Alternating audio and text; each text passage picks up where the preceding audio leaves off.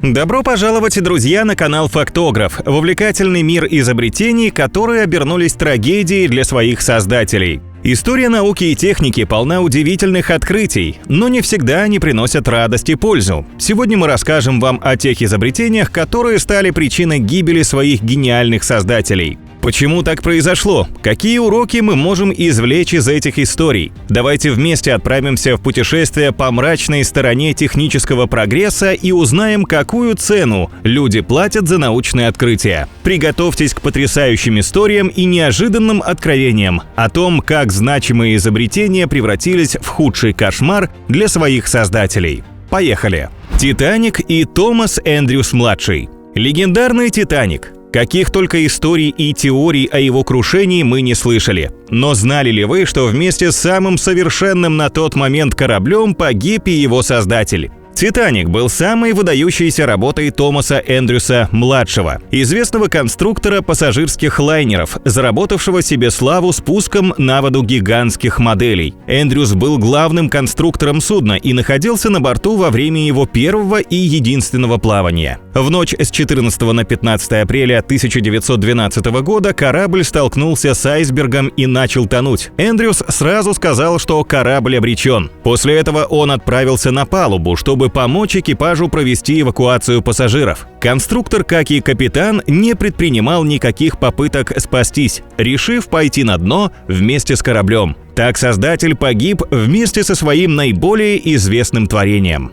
Подводная лодка и Хорас Лоусон Ханли. Хорас Лоусон Ханли родился в 1923 году. Во времена гражданской войны в США он был морским инженером Конфедерации. Ханли мечтал создать секретное супероружие, которое поможет южанам выиграть войну на море и снять морскую блокаду северян. И ему удалось. Он сделал первую в мире боевую субмарину. Хотя не все шло так гладко, как хотелось. Первые попытки оказались провальными. Созданные им субмарины не прошли испытаний. Проект обошелся недешево и при этом был чистейшим безумием. Ведь при испытаниях гибли люди. Наконец-то в 1863 году появилась CSS H.L. Ханли – 12-метровая субмарина, собранная вручную и названная в честь своего создателя. Она была сделана из металла паровозных топок и приводилась в движение вручную членами экипажа. Но история повторилась. В ходе первого испытательного погружения Ханли затонула и погибли 5 членов экипажа. Спустя несколько недель во время второго погружения лодка снова затонула. И на этот раз погибли все 8 членов ее новой команды, включая самого Ханли. Плащ-парашют и Франц Райхельд. Если бы давали премию за самое нелепое самоубийство, то ее бы получил Франц Райхельд. Сейчас поймете почему. В начале 20 века авиация только начала развиваться, и инженеры искали способы подстраховать пилотов в случае аварии в воздухе. Простой французский портной австрийского происхождения в свободное от работы время нашел решение. Он придумал плащ-парашют. Изобретение было представлено в виде особого костюма, смеси комбинезона с плащом.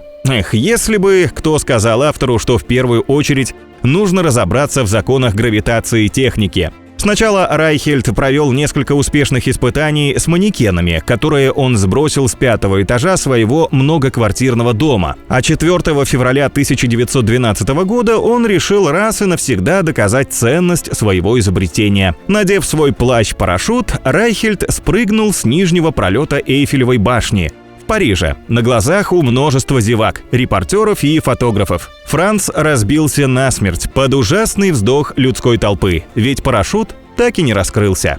Типографская машина и Уильям Буллок. В 1843 году Ричард Марч Хоу изобрел прототип первой печатной машинки. Но в то время это изобретение выглядело как необъяснимый эксперимент. 20 лет спустя инженер Уильям Буллок завершил разработку этого механизма. Он автоматизировал процесс подачи бумаги, и издательства в разы увеличили свои тиражи. Вот только недолго Буллоку довелось радоваться своей славе. Спустя 4 года он стал жертвой своего изобретения. Но как типографская машинка смогла погубить человека? Довольно просто. В один из рабочих будней в издательстве газеты он решил поправить застрявший механический блок станка. Уильям неосмотрительно пнул ногой один из элементов конструкции, чтобы вернуть его на место. Печатная машинка зажала его конечность в тисках механического блока и раздробила кости. Спустя несколько дней у Буллока развилась гангрена, и он умер во время ампутации. Морской маяк и Генри Уинстенли. Имя английского художника и инженера Генри Уинстенли хорошо знакомо морякам. Ведь именно он создал сооружение, которое спасло бесчисленное количество жизней. В конце 1690-х Уинстенли решил соорудить на Эдинстонских скалах маяк, который помогал бы торговым судам избежать в этих водах катастроф. Маяк высотой 40 метров появился на скалах, расположенных в 14 километрах от берега. Фундамент был каменным, крышу покрывала красная черепица, а стены были украшены авторской росписью. Мало кто верил в прочность этой постройки, но сам Уинстенли пообещал переждать ближайший крупный шторм именно внутри своего маяка. Маяк и вправду был прочным. Он 5 лет стоял в одном из самых штормоопасных регионов моря, пока не наступило 26 ноября 1703 года. В этот день в Англию пришел мощный ураган. И именно в тот день Уинстенли был внутри своего маяка. Строение не выдержало напора стихии и рухнуло, убив своего создателя. Ради и Мария Кюри. Все, кто учился в школе, знают этих французских ученых. С именем Пьера и Марии Кюри связана целая новая эпоха в истории физики и химии. Ведь это они добавили в периодическую систему элементов Менделеева полоний и радий. Но за славу и признание пришлось заплатить страшную цену – свое здоровье. С 1897 года ученые изучали радиоактивность, в результате чего были открыты новые радиоактивные элементы. В 1903 году супругам Кюри была присуждена Нобелевская премия. Ученые не видели никакой опасности. Они даже носили в своих карманах пробирки с этими веществами. А Мария вообще любила на ночь оставлять пробирку с радием на своем прикроватном столике. Ночное мерцание было приятно наблюдать. Первым в 1906 году умер Пьер. Правда, не от радиации, он просто попал под колеса повозки. А вот Мария скончалась в 1934 году из-за тяжелого заболевания крови, вызванного длительным воздействием радиоактивного облучения. Более того, некоторые из черновиков книг и статей Марии Кюри все еще настолько радиоактивны, что до сих пор хранятся в свинцовых ящиках.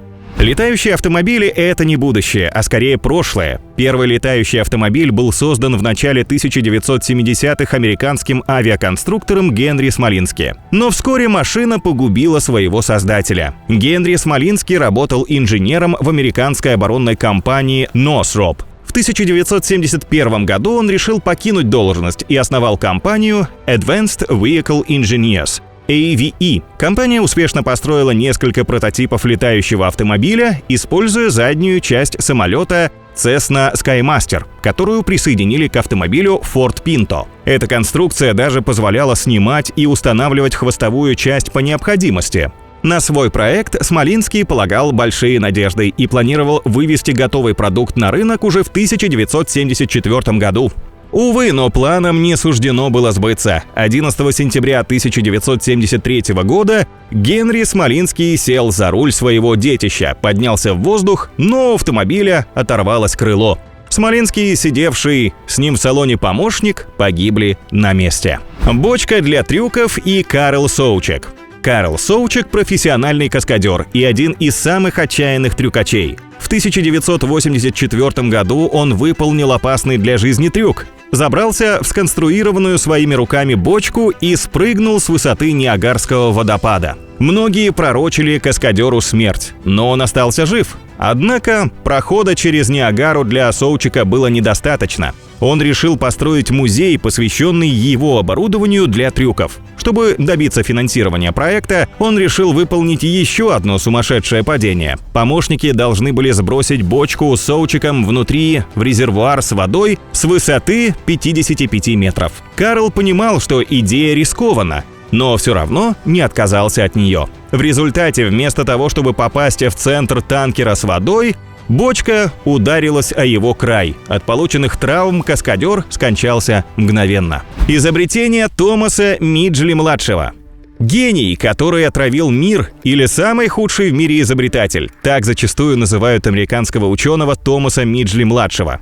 За свою жизнь он получил более 100 патентов, но знаменитым ученый стал за счет изобретения этилированного бензина в начале 20-х и газа фреона в 1928 году. Последним мы сегодня и пользуемся в наших холодильниках, но вот к бензину есть много претензий. Тетраэтилсвинец – химическая добавка, используемая в этилированном бензине, повышает октановое число бензина, но при этом делает его чрезвычайно ядовитым. Так, Томас Миджли-младший способствовал отравлению 3 поколений детей, увеличил риск возникновения рака кожи и внес большой вклад в глобальное потепление. Но самого ученого убило другое изобретение. Оказавшись парализованным ниже пояса, Миджли разработал канатно-блочную систему, чтобы поддерживало его тело. Однако осенью 1944 года Миджли нашли мертвым. Он был задушен собственным изобретением. Медный бык и Перелай Афинский. Медный бык – одно из самых изощренных и жутких устройств для пыток. Оно представляло собой полую статую быка в натуральную величину, полностью выполненную из меди. Сбоку у быка находилась специальная дверца, при помощи которой человека помещали внутрь скульптуры. Затем под брюхом животного разводили костер и медленно запекали жертву. Выбраться наружу не было никаких шансов. Некоторые историки утверждают, что изобретение было перфорировано в области ноздрей. Благодаря этому наружу могли доноситься стоны и крики, которые напоминали рев быка. А из носа животного исходил дым от горевшей заживо жертвы. Жутко даже представить эту картину. Создателем быка является афинский медник Перелай, который в 570 году представил изобретение греческому правителю-тирану Фаларису. Правитель устройство оценил, а вот платить не захотел, поэтому заживо запек скульптора в собственном творении. К счастью, вскоре люди свергли жестокого правителя. И угадайте, что они с ним сделали? Конечно же, поджарили в медном быке. На этом у нас все, друзья. Делитесь с нами в комментариях, какая история вас впечатлила больше всего.